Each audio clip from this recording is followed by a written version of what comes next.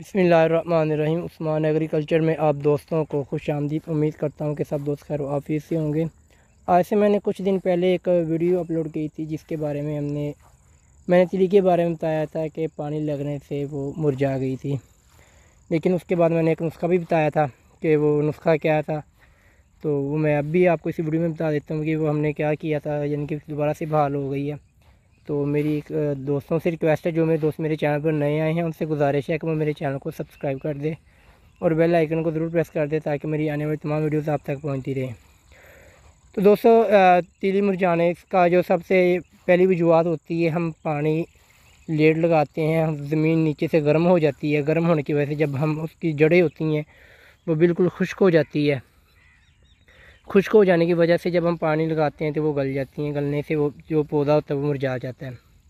तो उसके लिए हमें क्या करना है, किस चीज़ की हमें ज़रूरत है, उसके लिए दोस्तों हमने जो सोना यूरिया खाद होती है वो पानी लगाने के बाद हमने डालनी होती है।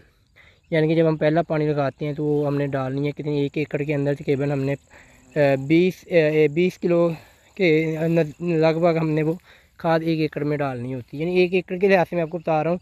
अगर आपकी यानी कि एक एकड़ में 1 कनाल 2 कनाल यानी कि मुरझाए हैं पौधे, तो उसको आपने तकरीबन 7 किलो 10 किलो यानी 7-10 किलो पानी है, ज़्यादा नहीं डालनी। ज़्यादा डालने से वो बिल्कुल यानी कि वो मुरझा जाएंगे।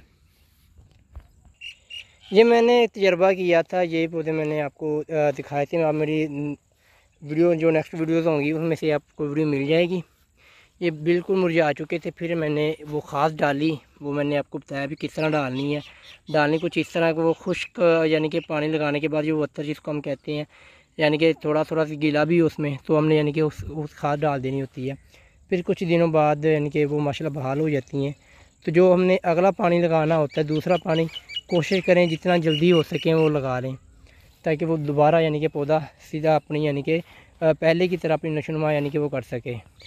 दोस्तों, आप देख सकते हैं अल्हम्दुलिल्लाह जो मेरे पौधे मुरझाए हुए थे वो बिल्कुल तंदुरुस्त हो चुके हैं। तो ये था एक छोटा सा नुस्खा आप भाइयों से मैंने शेयर किया। ये मेरा पर्सनल यानी कि एक हमने हमारा खुद का तजर्बा है। तो अल्हम्दुलिल्लाह यानी कि हम हर साल ये तिल की जो फसल को काश्त करते हैं, ये थी यानी कि आप चेक कर सकते हैं बिल्कुल अब पौधा बिल्कुल ठीक है। तो ये थी दोस्तों आज की वीडियो। अगर मेरे दोस्तों को अच्छी लगी, अगर मेरा नुस्खा आपको लोगों को अच्छा लगा तो आप एक बार ज़रूर आजमाइएगा। तो इसी के साथ मुझे इजाज़त दीजिएगा। उस्मान एग्रीकल्चर के साथ रहिएगा। अल्लाह हाफिज़।